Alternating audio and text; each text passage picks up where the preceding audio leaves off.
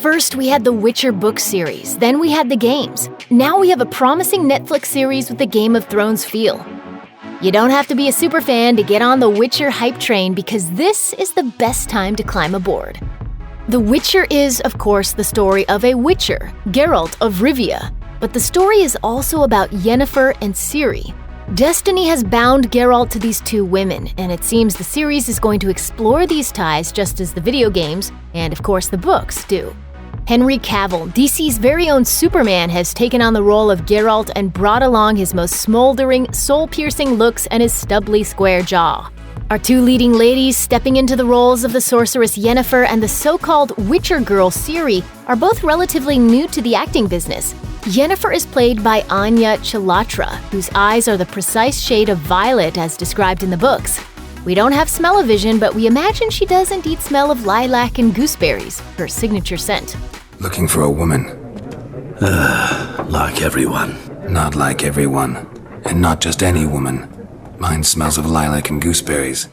The first glimpse of Geralt's daughter Ciri, played by Freya Allan, has her looking appropriately elfish in a green cloak that serves to bring out her verdant eyes. These first brief glimpses have reassured fans of the show's attention to detail in recreating the books. This child will be extraordinary. Netflix isn't always forthcoming with release dates. They have the benefit of a guaranteed delivery system. One day, the whole series pops up on one's feed to enjoy. When do we get to enjoy The Witcher? Definitely sooner rather than later. We don't have an exact date, but more and more teasers and information have been paving the way for the show's eventual release later in 2019. Stranger Things was the hit of the summer, so perhaps the streaming giant is positioning The Witcher to be the hit of the fall. The show is expected to be appropriately spooky for Halloween viewing pleasure. After all, Geralt's main duty is battling the ghastly monsters that go bump in the night. You thought the spider in the swamp at the end of the trailer was scary? Just wait until he encounters a Striga or a Wraith later this year. Netflix pretty much has the power to do anything it wants, budget-wise. With everyone and their grandmother subscribed to the streaming platform, their original shows are apparently given fairly hefty budgets when it comes to production. The Witcher will consist of 8 episodes. That's 8 hours of fantasy magic and mayhem. And the producers have promised that each and every episode will be, quote, epic in scale. Showrunner Lauren Hissrich assured Witcher fans via Twitter that the show wasn't going to look cheap. She wrote, "TV budgets are big. They are. We'll be using money as wisely as we can to do as much as we can, monsters included, and still very much in hot discussion." Hissrich also mentioned that she wasn't going to try to pack in too much plot in these 8 episodes, so as to allow for relationships and characters to grow naturally. You know what that means? More seasons. While we don't have any concrete numbers regarding The Witcher's budget, Netflix seems to have granted the show enough cash to lay the foundation for a pretty special experience.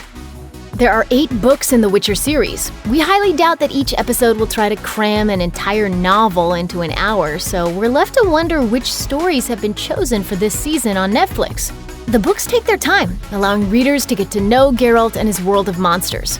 Taking a look at the named characters in the cast, some of the plot seems to have been pulled from the prequel book, The Last Wish. On the other hand, the trailer shows scenes ripped straight from the following book, Blood of Elves. In the first volume of Geralt's story, this installment finds him raising Ciri in Kaer Morhen, but eventually takes her out and into the world at the sorceress Triss's prodding. This is where Yennefer comes in, and Ciri exchanges her Witcher training, all sword fighting and pirouettes, for a focus on magic.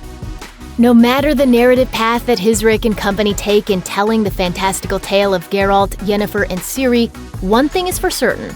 It will be a road paved with twists, turns, and intrigue, and stained in a heaping helping of blood. Andrzej Sapkowski, the author behind Geralt, isn't a big fan of the various adaptations of his books. He's not bitter, just busy. He has said that he never played the games based on his books, not because he didn't like them, but because he's a writer and he's got writing to do. He is, after all, a professional. This world doesn't need a hero. It needs a professional. Apparently, he has applied this same attitude to the Netflix adaptation and has been utterly hands-off with the production. Sapkowski told Portuguese website JPN, "In all adaptations, Be it the first or the last, I am never involved in its development. From my point of view, the book is the book, and adaptation is adaptation. Showrunner Lauren Hissrich has assured fans that the Netflix adaptation has the author's seal of approval, however. Perhaps in an effort to prove that she really knows her stuff, Hissrich's Twitter has been a veritable treasure trove of maybe spoilers, cryptically answering fans' questions with winks and nudges as to what our first season with Geralt will entail. She has continually referred back to the books as the solid basis on which The Witcher's Netflix adaptation has been written. Check out one of our newest videos right here. Plus, even more Looper videos about your favorite stuff are coming soon. Subscribe to our YouTube channel and hit the bell so you don't miss a single one.